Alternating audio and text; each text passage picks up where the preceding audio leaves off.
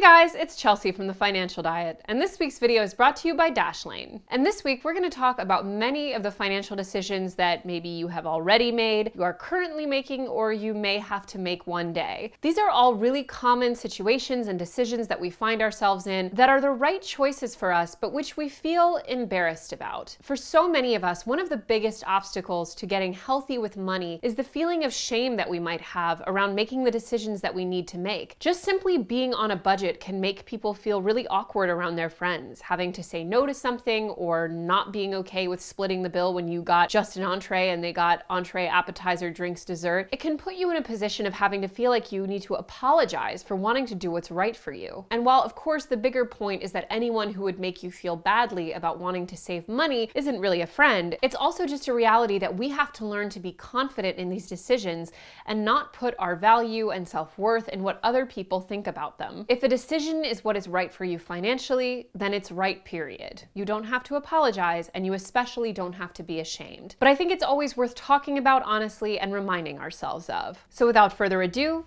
8 financial decisions you should never be ashamed of. Number 1 is living with your parents.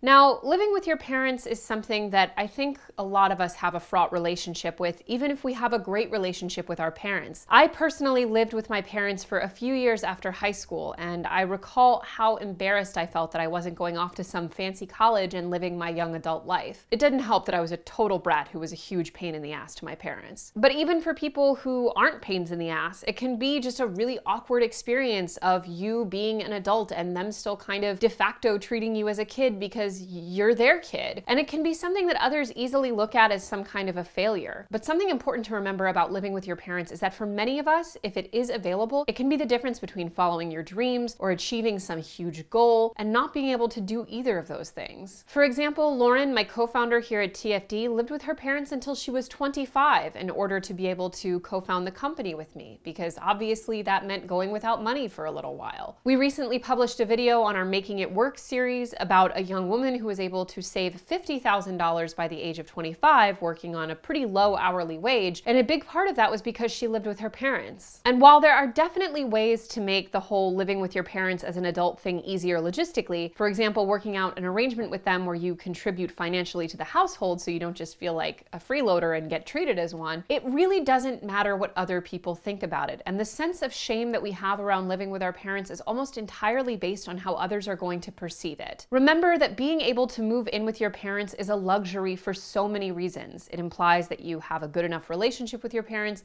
that they have enough space and bandwidth to take you in, and that you even have parents. If this is something available to you and you need it to help to get you where you need to go, take advantage of it and feel lucky that you have it. Don't spend 1 minute feeling ashamed of something that's going to help you build your future. On a similar note, number 2 is living with roommates. Now, I live in New York City, and specifically Manhattan, which is probably the island in which it is most socially acceptable to be living with roommates essentially until you die. It's an incredibly expensive city, and if you ever dreamed of things like a closet that was bigger than a shoebox, or perhaps even 2 toilets in a home, the luxury, chances are you're going to be married or you're probably going to be living with a roommate. Hell, maybe you'll just marry your roommate to get some of that health insurance. The point is, in New York City, it's pretty normalized, and people don't bat an eyelash at people living with roommates well into adulthood. But in other places in the country, it's less well observed. But here's the truth. Living with roommates is often the perfect solution to wanting to put your money elsewhere besides just throwing it on rent. Or, for example, if you happen to own a place, it's a great way to offset those mortgage costs. The point is that a huge financial trap that people tend to fall into is paying way too much on their day-to-day living costs. Some people end up paying 50% of their take-home pay on rent, and that's including when they live with roommates. And yes, having a home that is beautiful and cozy and maybe even spacious is a nice thing to have. But it shouldn't come at the cost of every other financial goal you have. And especially when you're renting, everything that you can do to minimize that cost in the short term without totally sacrificing quality of life is a good decision. As I mentioned, even with roommates, in cities like New York, it is easy for the cost of just paying for your home to spiral in comparison to the rest of your budget. And if living with roommates allows you to have a home that you enjoy without paying full price for it, go for it. My biggest piece of advice, though, would be to make damn sure you are happy with the roommate that you're going to be living with, because Nothing is worse than a bad roommate situation. Number 3 is working a non-career job. As I've mentioned before on TFD, almost nothing pisses me off more than the insinuations that certain jobs are not real jobs, usually because they don't involve you sitting at a desk slowly getting back injuries over the course of 40 years. There is an implication that there is certain work that is worthy of an adult's time and certain work that isn't. And everyone seems to have a conveniently different definition on what real work is and isn't, but here is one of the biggest takeaways that I hope people get from watching this channel. All work is real work. And on that same note, all paychecks are real paychecks. Whether you are working a temporary job until you get that 9-to-5 that you are so dreaming about, or you are working a job that doesn't fit at all into the 9-to-5 because it's what allows you to live the life you want to live, or you're doing something in the middle because you don't know what you want to do yet, any job that you are working is worthy of your time. And no job is beneath you. And while this isn't a hard and fast rule because relationships are more complicated, something to keep in mind is that if someone makes you feel badly about the job you're doing, you should really reconsider their place in your life. I remember when I was 22 and I was working as an au pair, that many people in my life were pretty judgmental because they were all leaving college and going off to those real jobs where they sat at a desk all day. And I remember feeling incredibly envious of those jobs, even though my work as an au pair allowed me to freelance write, to go to school, and to live in France full time. I should have been thrilled about the opportunities and life that that job provided me, but I felt really ashamed that I wasn't entering the real workforce like those people. And looking back, every single one of those people who was an asshole about me being an au pair are people who aren't in my life anymore. And it's not like I did some scorched earth thing where I was like, all of you are banished forever from my life. But I just realized, like, hey, there's literally no reason for me to feel self-conscious about this. And if someone else is making me feel that way, they're probably not a good friend. The point is, the choice you are making is the choice that works for you right now. It's no one else's business. And anyone who is anything other than supportive of the professional choices you are making with a clear head should have a big old question mark after their name. Number 4 is using hand-me-down home goods. Now, I'm 30 and I love home stuff. I love home decor, I love cooking, I love being in my home. And I can tell you that at 30, a very large proportion of items in my home are hand-me-downs, thrifted, or IKEA. Even if I had the money to replace all of this stuff with new, more upscale branded things, and I don't, I wouldn't be doing that because the stuff that I have works just fine. Only as of like 2 weeks ago did I replace the IKEA extendable dining table that I'd been using for like 5 years despite it being half broken and not suited to my dining nook.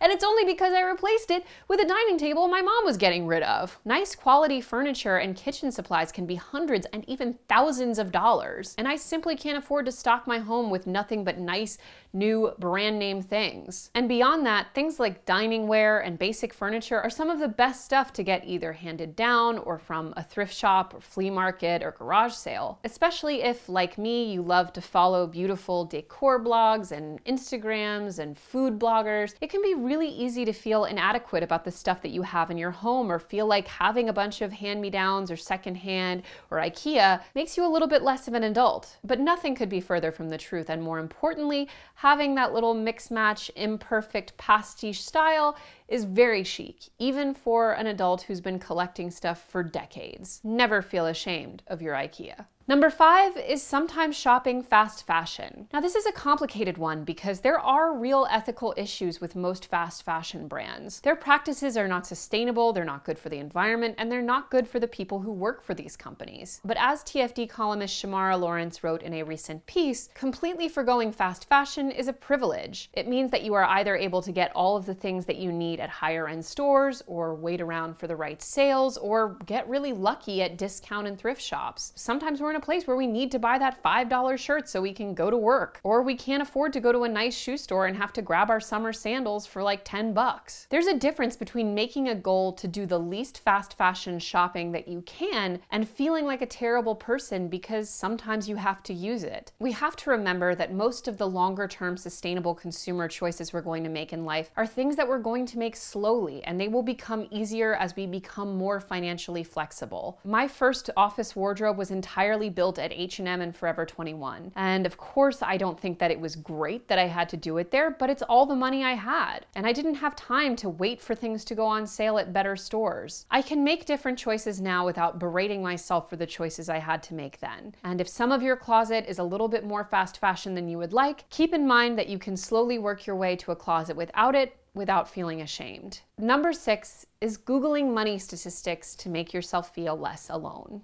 Now this one maybe is a little bit dark, but it's something that I think is so important to talk about. At TFD, we make it a real point to remind you guys of some of the more shocking statistics about American financial life, like the fact that about half of Americans couldn't cover an unexpected $400 emergency, or the fact that the average bachelor's degree holder is about $38,000 in debt, or that about 75% of Americans live paycheck to paycheck. These are shocking statistics and indicative of a system that needs to be changed. But in the meantime, if you sometimes look at numbers like this intentionally because it makes you feel more normal, that's a good thing. We can carry so much shame with us about things like debt or bad credit scores or not having enough in our bank accounts, or feel like we're falling behind because we only have $1,000 in the bank, and not even realize that that's more than a lot of Americans have. There's a difference between becoming complacent about your financial life and putting it in perspective enough to realize that you don't have to be ashamed, that you're more the norm than the exception, and that if things feel hard for you, it's because they're hard for a lot of us. If you've ever found yourself in a place where you're looking for other people who are in as bad or worse of a situation than you are,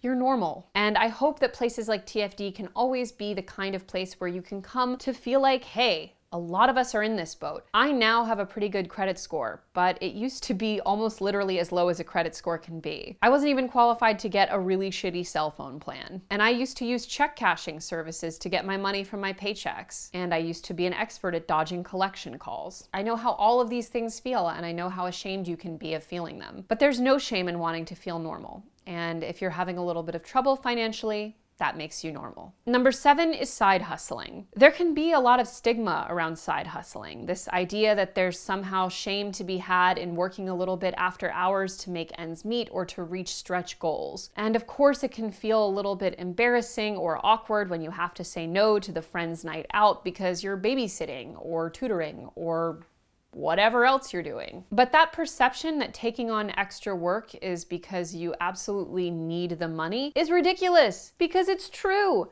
Everyone needs more money. Everyone could put extra money to some good use. And even if you're not just scraping by, there are always goals that are above and beyond the bare minimum. And it doesn't even have to be really mature things like wanting to invest more or beef up your emergency fund. It can be simply to go on a better vacation than you normally do, or buy a really nice coat. The point is there are endless reasons why you might be working side gigs. I worked them endlessly for the first 2 years of starting TFD, taking on all the extra work I could get because it allowed me to do this project that was so important to me. And I couldn't be more glad that I did. Just like the stigma around not working a real job, this stigma around working extra hours on the side is all about making small people feel better, that they made the right choice. But everyone's choice is unique. And it can be pretty tough to get ahead financially. So if you're doing what you need to do in order to get there, never feel ashamed. Number 8 is accepting financial help. Now this is a complicated one because it obviously inherently involves some privilege. But if you're in need of financial help and someone offers it to you,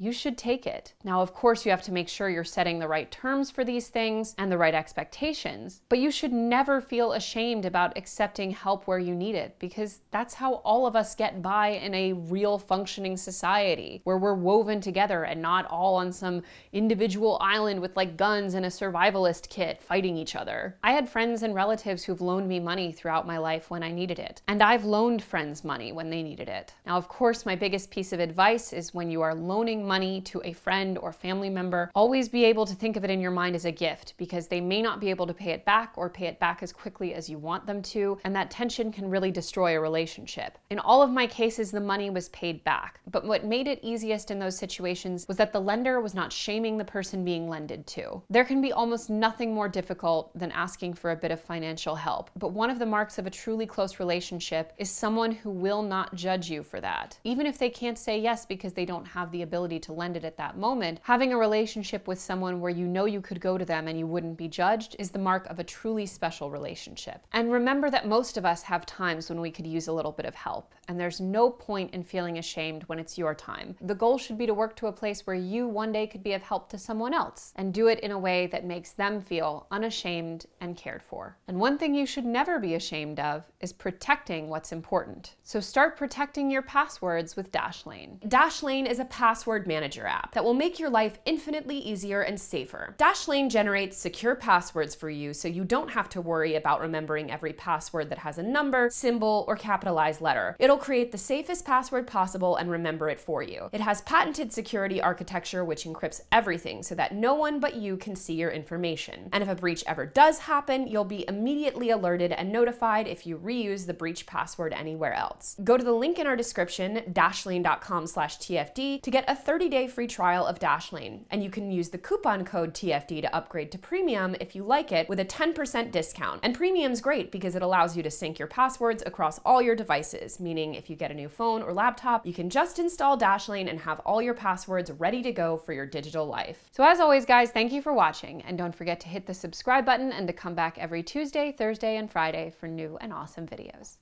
Bye!